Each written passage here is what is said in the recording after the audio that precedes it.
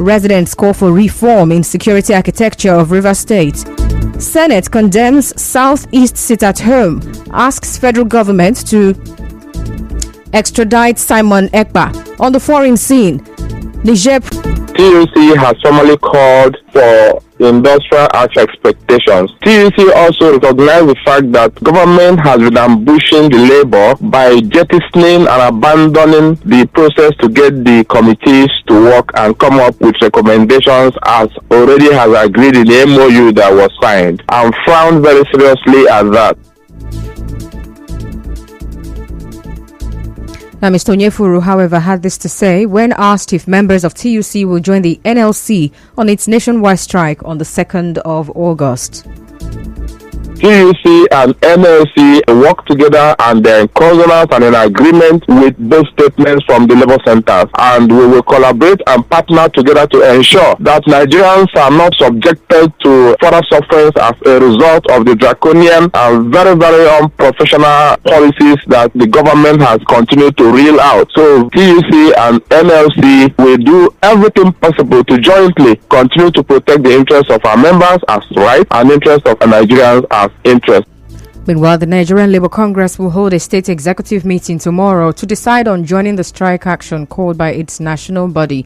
But both strike actions may not hold, as the National Industrial Court in June restrained the NLC and TUC from embarking on planned strikes, asking the unions to maintain status quo pending the hearing and determination of a motion on notice. In the meantime, the former zonal chairman of Nigeria Union of Petroleum and Natural Gas Workers, NUPENG, Godwin Aruba, says he is not sure if the planned strike by the NLC will achieve its purpose.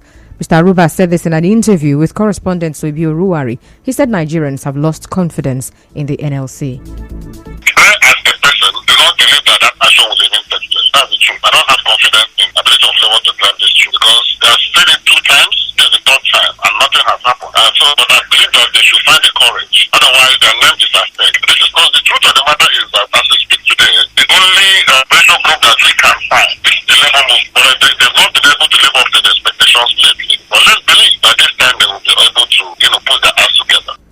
Mr. Aruba, however, said no effort is a waste, and as such, the organized labor should redeem their image despite existing legal issues against strike. If initially the court barred them from going on strike based on the previous actions that the ordinary have taken, no time is left because the essence of the strike is irrelevant as we speak. Nigerians are suffering. If the labor say they want to go on strike, it is proper and it's very time. This action is overdue. This court gave an injunction and government is still going ahead. Those negative things that they've been doing, I don't think you have to tie the hand of labor behind and continue to promote them.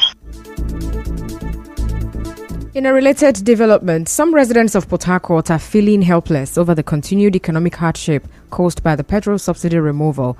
Well, it comes as the new pump price of petrol has led to a hike in the price of most commodities. Some of them who spoke to our correspondent said they have now adjusted their lifestyle to reflect the current economic reality. And some of them who also operate small-scale businesses say patronage is low. It has not been easy. We are adjusting every program, every movement, losing clients as a result of the difficulties in every area. I'm just trying to adjust to.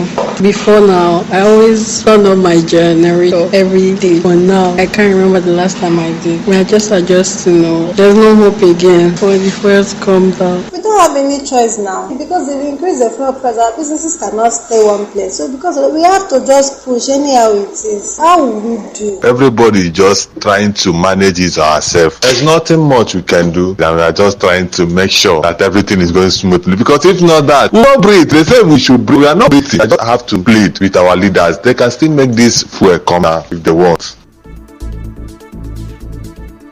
In another development, clinics and outpatient services have continued to run at the University of Port Harcourt's Teaching Hospital, UPTH, despite the nationwide strike by resident doctors. Our correspondent who visited the hospital today reports that consultants have taken over the roles of resident doctors. But this has, however, increased the waiting time a patient sees a doctor and has slowed healthcare services at the hospital. A mother whose son sought healthcare at UPTH was asked to come next week Monday to be attended to. She spoke to our correspondent.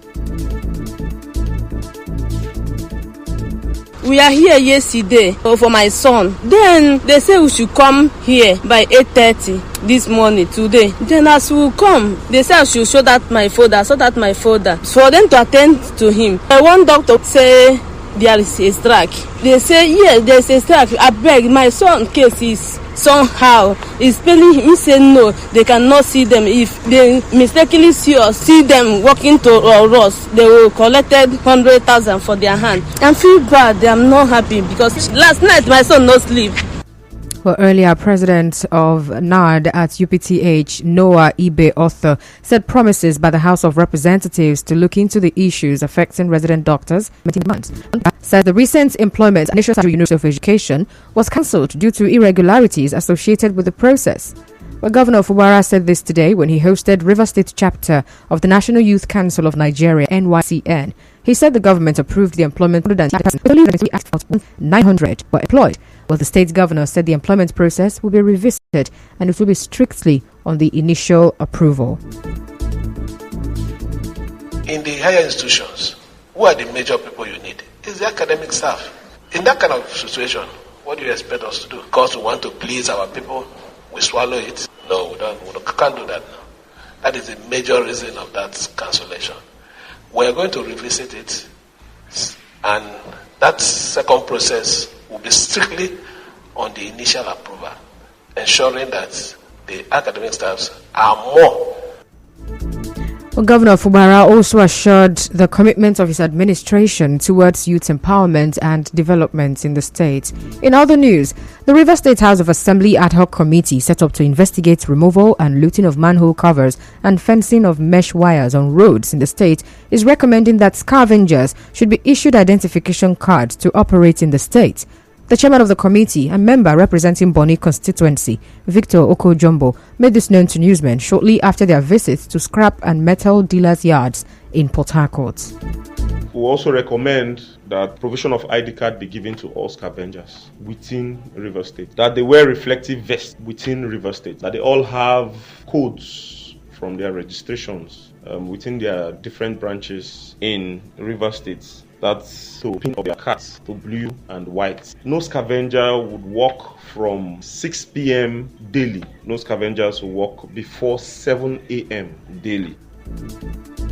Still to come, residents call for reform in security architecture of River State. Stay tuned.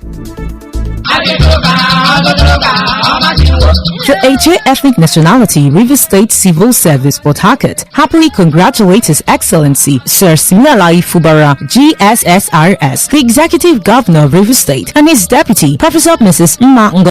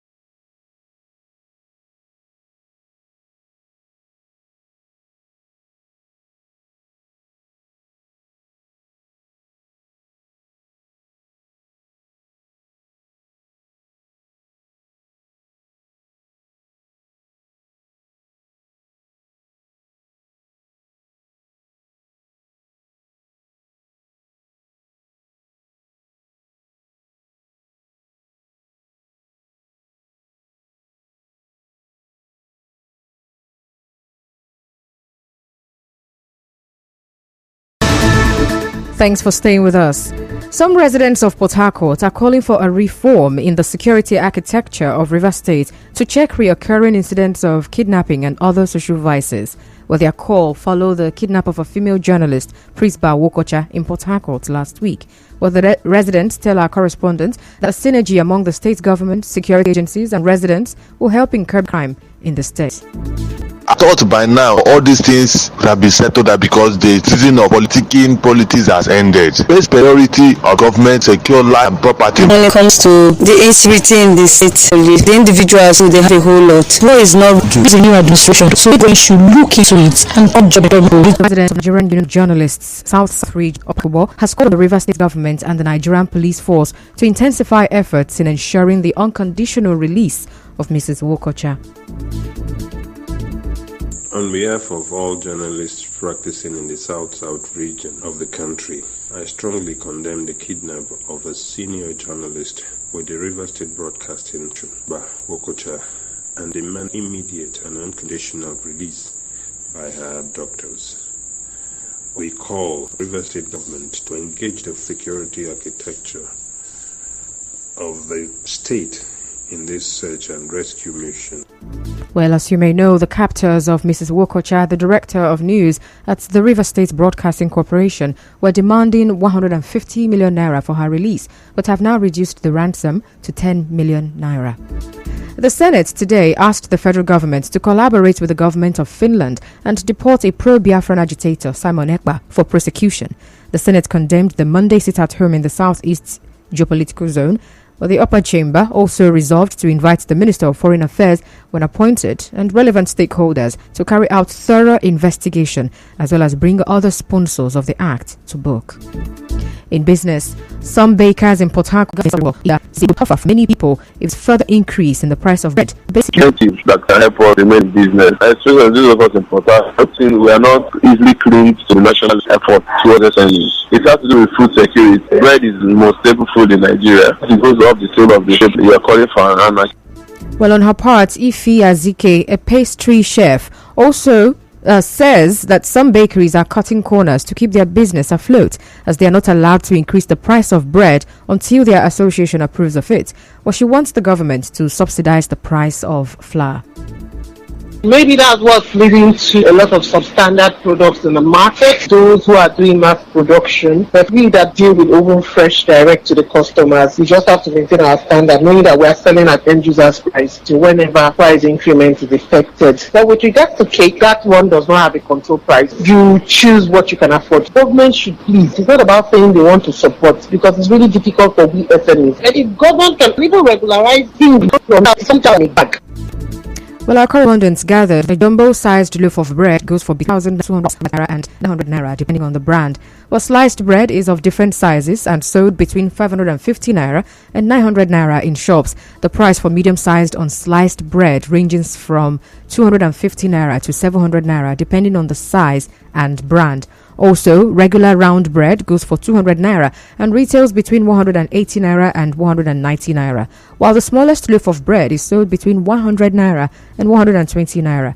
Bread prices slightly differ from regular shops and supermarkets. Now, recall that one of the measures the National Economic Council (NEC) announced to help ease the sufferings of Nigerians amid the petrol subsidy removal was improved funding of SMEs. Well, NEC also said there will be distribution of grains and fertilizers to farmers and a 6-month cash award policy for civil servants, among others. In entertainment, TV stars CC and Alex had a go at each other during the day over his method of handling the task. In sports, Canada fought back from a goal down to beat the Republic of Ireland 2-1 and knock them out of the Women's World Cup. And now we'll bring you news from around the world. Presidential guards in Niger have seized President Mohamed Bazoum and blockaded his residence as well as key ministries. But despite fears a coup attempt is underway in the West African country, no shots have been heard. The African Union has condemned the unrest, saying it is unacceptable. Now, the president's office tweeted that the guards unsuccessfully tried to get support from the military in their efforts. The guards have now been issued an ultimatum by the army. ECOWAS chairman, President Bulletin, says the bloc will not tolerate actions that incapacitate democratically elected government in the sub-region. Well, but before we go, another look at the major stories. On the news, the NF attack on nationwide strike over fuel subsidy removal and have given separate date to go on the strike. The waiting time at PTH has increased as resident doctors begin strike. Rivers residents say they are adjusting their lifestyle to reflect current economic realities. Governor Siminalayi Fubara has given reasons why the employment at Ignatius Ajuru University of Education was cancelled. Well, residents of Rivers State are calling for a reform in the city architecture of state. Now, the Senate has condemned Southeast at home and has asked the federal government to extradite Simon for prosecution. Now, on the foreign scene, you heard that Niger president is being held hostage in a coup attempt. It was edited by Martha Okerenkem. Cloudy weather in Port Harcourt this evening. is the path to the prosperity of a nation. Let peace reign. I'm Hans Mega. Thank you much for listening. Good evening.